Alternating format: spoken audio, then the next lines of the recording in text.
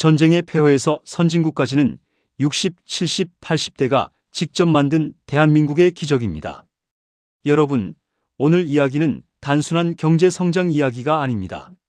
지금 60대, 70대, 80대 어르신들이 평생을 살아오며 몸으로 만든 역사, 후손들에게 반드시 들려줘야 할 이야기입니다. 폐허 위에서 시작된 나라. 1950년 전쟁이 시작됐습니다. 그리고 3년 뒤 한반도에 남은 건 거의 없었습니다. 1953년 10월 영국 가디언 특파원 제임스 카메론이 서울에 도착합니다. 그는 이렇게 썼습니다. 거리마다 무너진 건물뿐이다. 집이라고 부를 것이 없다. 사람들은 판잣집과 천막에서 산다. 서울 인구 100만 명 중 60만 명이 판잣집에서 살았습니다. 상수도도 전기도 제대로 없었습니다. 프랑스 르몽드는 더 직설적이었습니다. 한국은 국가라고 부를 수 없다. 거대한 난민촌이다. 1인당 국민소득 67달러. 세계 최빈국이었습니다. 공장 600개 중 500개가 파괴됐습니다. 미국 타임지는 이렇게 표현합니다. 인류 역사상 가장 완벽하게 파괴된 나라. 세계는 말했습니다. 한국은 자립 불가능. 세계은행 조사단은 결론을 냅니다. 30년 원조를 받아도 성공을 장담 못한다.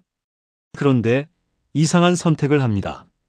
그런데 여러분, 이 나라가 가장 먼저 한 일이 뭔지 아십니까? 학교를 지었습니다. 1956년부터 1960년 사이 무려 3,247개의 학교가 세워졌습니다. 하루 2개꼴입니다. 영국 이코노미스트는 비웃었습니다. 배고픈 사람에게 필요한 건 빵이지 책이 아니다. 하지만 한국은 멈추지 않았습니다. 판자촌에도 학교, 산골에도 학교. 청계천 판자촌엔 야학이 생겼습니다. 40대 노동자가 10대 학생 옆에 앉아 한글을 배웠습니다. 유네스코는 이렇게 기록합니다. 한국만큼 짧은 시간에 문맹률을 낮춘 나라는 없다. 1959년 문맹률이 78%에서 22%로 떨어졌습니다. 이게 기적의 씨앗이었습니다. 수출 390만 달러에서 10억 달러의 기적을 세웠습니다. 1961년 한국 수출액은 390만 달러, 수입은 3억 4천만 달러, 수출 품목은 텅스텐, 생선, 김, 가발. 그런데 정부는 선언합니다. 10년 안에 수출 10억 달러. 영국 파이낸셜 타임스는 말합니다. 비현실적이다. 그런데 8년 만에 달성합니다.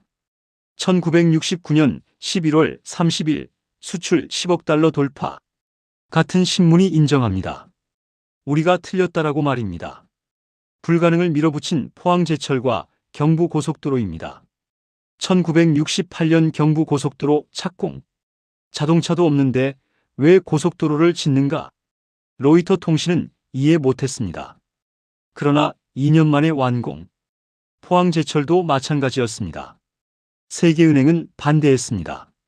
그런데 가동 첫 해 흑자. 미국 월스트리트 저널은 인정합니다.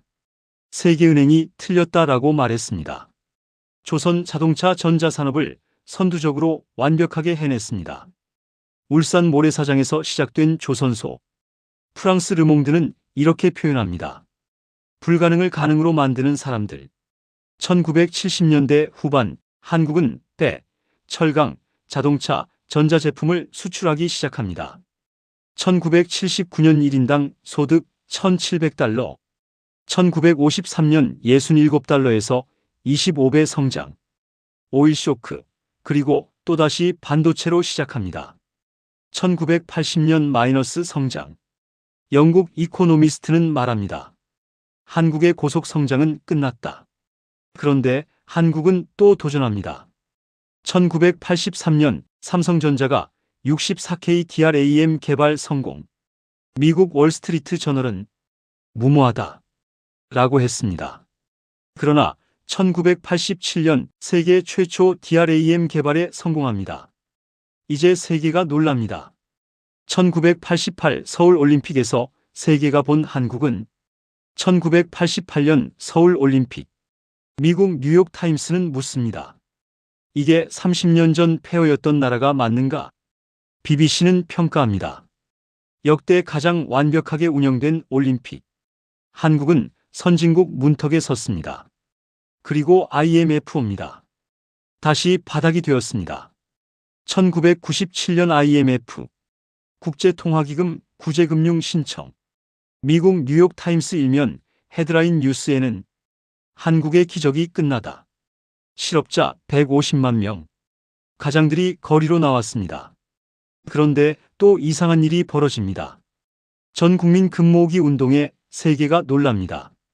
1998년 국민들이 금을 들고 나왔습니다.